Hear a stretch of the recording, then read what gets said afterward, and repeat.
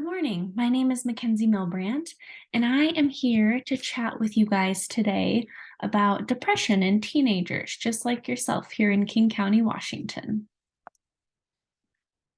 I would like to get started today with showing you a little video clip.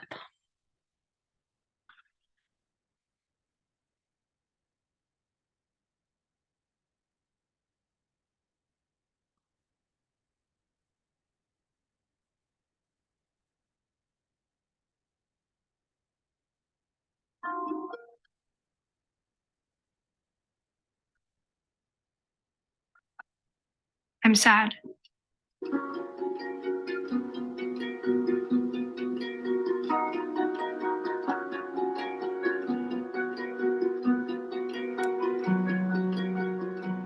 I feel fat.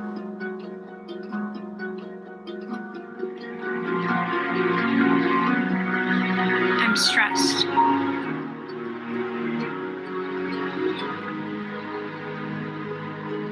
I feel ugly. I'm not hungry anymore. I'm so tired all the time.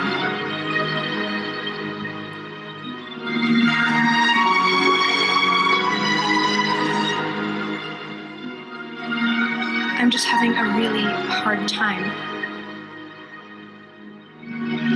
And I don't know what to do anymore.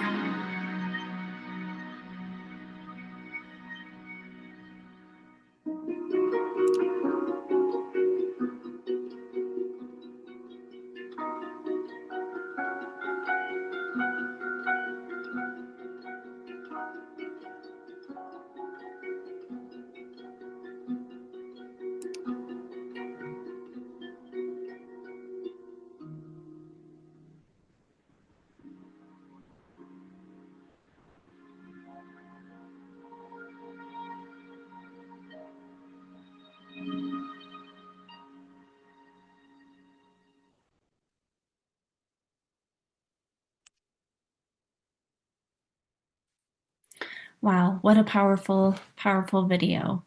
Take a moment to think to yourself, is this how you have been feeling? Or have you noticed one of your friends feeling this way? All right. So depression is a mood disorder that causes a persistent feeling of sadness and loss of interest.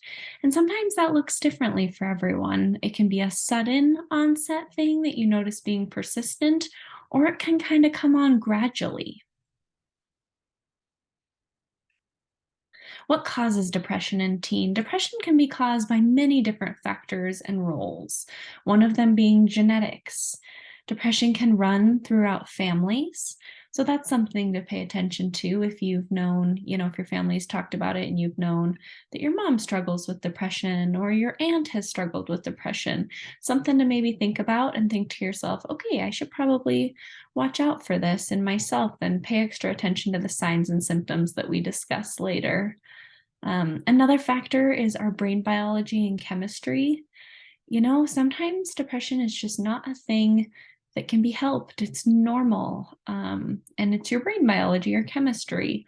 Our hormones change, changing constantly. And you guys are kind of in a point right now where your hormones are fluctuating and changing and you're developing, and that can all contribute to depression.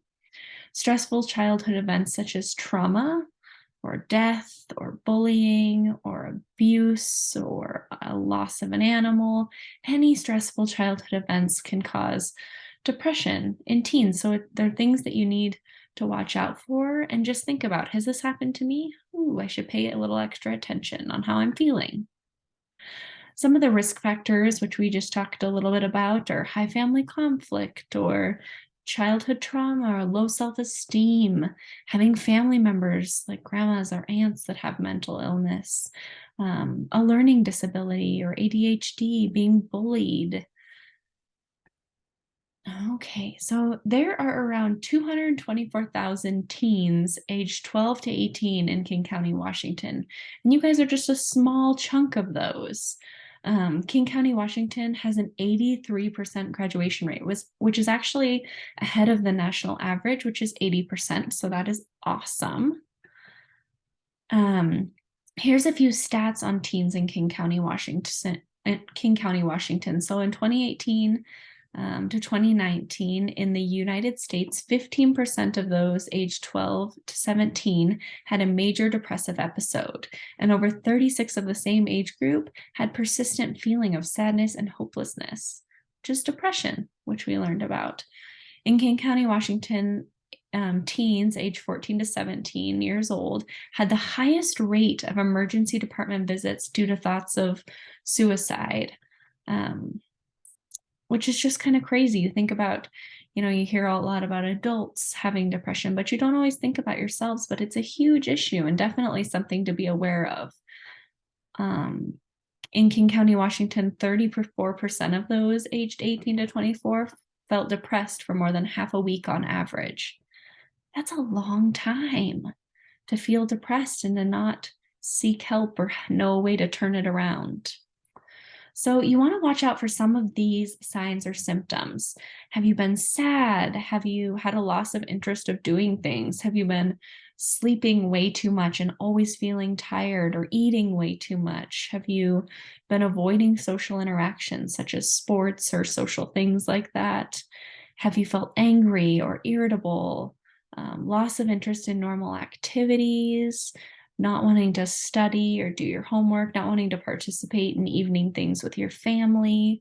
All of those things can be signs that you're feeling sad or down.